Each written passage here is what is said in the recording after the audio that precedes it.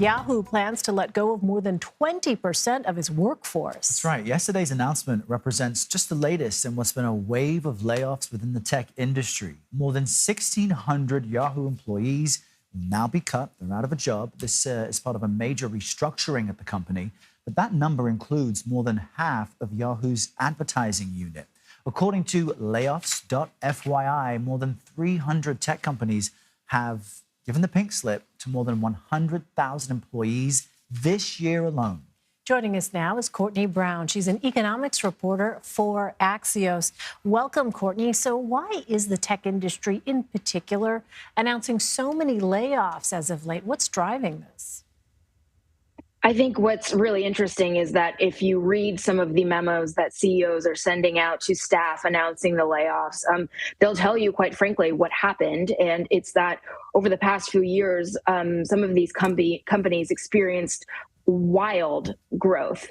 And I think what's happening now is the economy is normalizing a little bit. We are fully reopened. People aren't staying home, shopping online nearly as much as they were before. And so, the shift in that kind of dynamic, I think what you're seeing right now is companies right now readjusting to what is really the new normal after a period of explosive growth. And, for a lot of our viewers, they may kind of feel like there's a disconnect here because we're seeing record low unemployment and initial jobless claims, in fact, rose for the first time in over a month just last week. They are near historic lows, as I've mentioned, but media companies, tech company layoffs appear to be getting a lot of the attention as far as news articles. But why is there that apparent disconnect? Honestly, it's not just your viewers that may be confused. There are economists who have been in the field for decades who are similarly confused at the unemployment rate falling to the lowest level in over a half century, 3.4%. I think there were a lot of economists who thought the unemployment rate couldn't possibly fall any lower. And yet again, in January, it did. So what you have now is sectors like tech and media, like you mentioned, experiencing a type of economic pain that most other sectors really aren't feeling. You mentioned the number of people who have been laid off in the tech sector specifically. It's catastrophic. It sounds horrible. It's never great when people lose their jobs.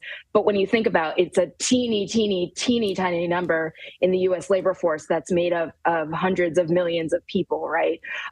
So I think what's happening right now is you're seeing, one idea that an economist raised to me recently is this idea that perhaps there are rolling recessions. Perhaps there is a recession underway in the tech industry, and that can happen alongside an economy that we learned a few weeks ago grew 2.9% in the final quarter of the year. Certainly not a recession by any means. Yeah, it's an important point to keep in mind, that context about the numbers when you look at the U.S. labor market as a whole, and your point about tech not being really such a huge percentage of that. I think it's just easy for people to, when you see a headline, kind of think, oh, this really feels much bigger, but it's an important point to note. So I also want to ask you, the Federal Reserve announced its 8th interest rate increase since March earlier this month. Could the layoffs in the tech industry signal potentially a forthcoming end to these hikes, given the fact that the central bank has been waiting for unemployment to rise? It may not surprise you, given some of the things that we've been talking about over the last few minutes, that the Fed is actually worried about the opposite problem, the fact that the labor market is way too hot for their comfort. They're really concerned that that low unemployment rate that we mentioned is going to stoke higher inflation in the form of companies having to compete for workers, right? A really low unemployment rate means that if you're a company that's trying to hire right now, it is really hard to find workers. And how can you convince workers to come work for you? Well, you bid up wages. You say, hey, I'll come pay you more. Come work for me. And the Fed is really concerned that that phenomenon will kind of reinvigorate inflation that is still really high, but has been falling quite consistently over the past few months. I think the most interesting thing about the most recent labor report that we got is you have the unemployment rate falling to that low 3.4%, but you don't see an adjacent rise in wages. So, there is this longstanding economic theory that low unemployment rate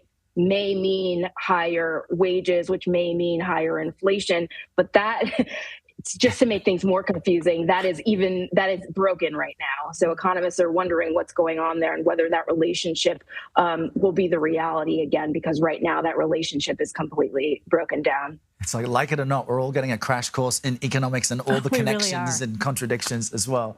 Courtenay Brown, great to have your insight. Thanks for joining us. Have a great weekend. Thanks, you too.